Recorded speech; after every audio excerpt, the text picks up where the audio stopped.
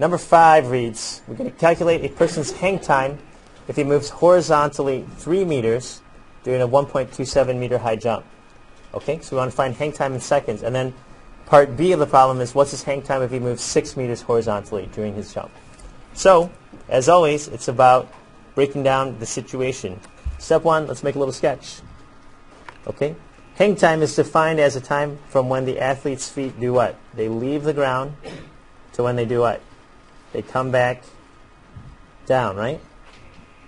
And if you recall, we actually looked at Michael Jordan before.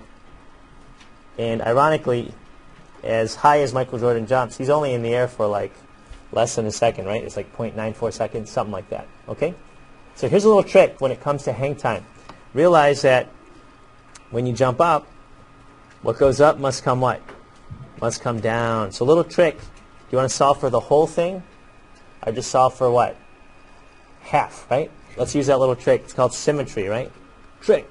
We're going to use symmetry. So it's easier to solve going which way? You guys remember? It's easier to solve for going down, right? Because if we solve for coming down, what can you call the initial vertical velocity? What's this VI? It's 0 coming down, right? Okay? So now let's go ahead and look at our data that's given. He moves horizontally 3 meters. So what's 3 meters horizontally? Which variable is that really? That's your delta what? Delta x, okay? So I know the picture annoys you guys, but really the point of the picture is to help you identify all the info. What are all these numbers, right? And then the time given was, or sorry, they don't give you the time. We're trying to find the time. But they give you 1.27 meters high. So that's your delta what? 1.27 meters is your delta y. Okay? And technically, you want to make that positive or negative? Make that negative because we're solving for coming down, right? See that? Okay, so the picture makes your life a little bit easier. Step 2, we list all of our knowns and unknowns in how many columns? What's the trick for projectiles? In 2 columns, right? Okay. Horizontally, we have 3 pieces of info. Delta x, velocity x, and time. In this case, the delta x is 3 meters. Velocity x, how quickly he takes off going sideways, we don't know. Oh, for half the jump, you're right. It would be 1.5. Actually, that's a good point. If we're only solving for coming down, you're right. We should be consistent, right? Let's just make it 1.5 meters because we're just solving for the down jump, right? And then the time, are we doing the total time first or just the time down? The time down. So I'm just put a little d to help us remember it's the time coming down, okay? Vertically, there are 5 variables. We got vi, which we said was 0 because we're solving for coming down vertically. So when you do like a slam dunk or whatever, when you jump up in basketball, it's not to say you're not moving at the top coming down. It's just you're not moving up or down. Okay? There's no VYI or VYF. You're only moving sideways in the x direction. You just have velocity in the x. Okay? VF, we don't know how quickly you hit the ground. We don't care. We're not solving for that. Acceleration is negative 9.8 meters per second squared. What else do we have? We have delta y, which is negative 1.27 meters.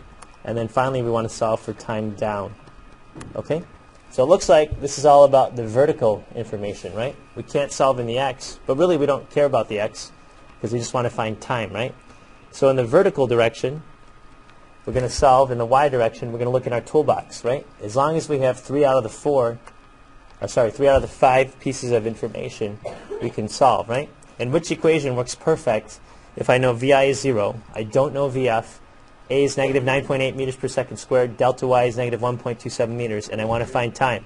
Okay, yeah, there's only one equation that doesn't have VF. Which is the one that doesn't have VF? Equation number 3, right? Yeah, we're going to use the Galileo equation. That's a biggie. We use that one a lot. Delta y equals VIT plus 1/2 AT squared. Okay? So now we can substitute in our info in step 4 here. Delta y is negative 1.27 meters. Initial velocity is 0 because we're solving for coming down. 1/2 acceleration, negative 9.8 times the time squared. Now we do a little speed algebra. Half of 9.8 is negative 4.9. If you divide that out, the 2 negatives become positive. That's important because how do you get rid of the squared? You take the what? Take the square root of both sides, right?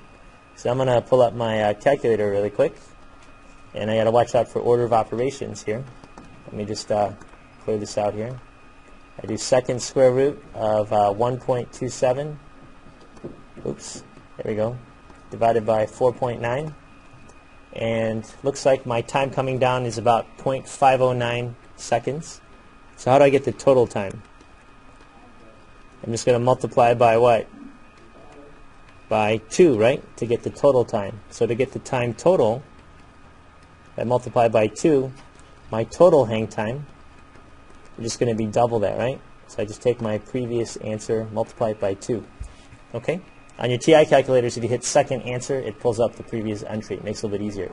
So it looks like it's 1.02 to 3 sig fig seconds. Okay? So that was the first part of the question. We're in the air for 1.02 seconds. The next question is, what is his hang time if he moves 6 meters horizontally during the jump? Well, the only thing that changed here is now our delta x became 6 meters. So for coming down, this would be 3 meters. Does that change the time that he's in the air for? If you jump further horizontally? No. Okay, yeah, that's actually kind of a trick question, right? So the whole point is, the vertical motion is not affected by the horizontal. What affects your hang time is not how far you jump, not your delta x, but how high exactly. Okay? So a common misconception is, like, wow, Michael Jordan, he slam dunk from the free throw line. So, dude, he's in the air for like 5 seconds. Well, not really. The only thing that affects his time in the air is his vertical leap. Okay? And he only jumps 42 inches in the air during his Olympic Dream Team performance. But amazingly, he's only in the air for like 0.94 seconds, less than a second, right? So, not to take away from accomplishment of an NBA professional or snowboarder or whatever, okay, in terms of hang time, it's all about your vertical height instead of your horizontal motion. So in a nutshell, that's number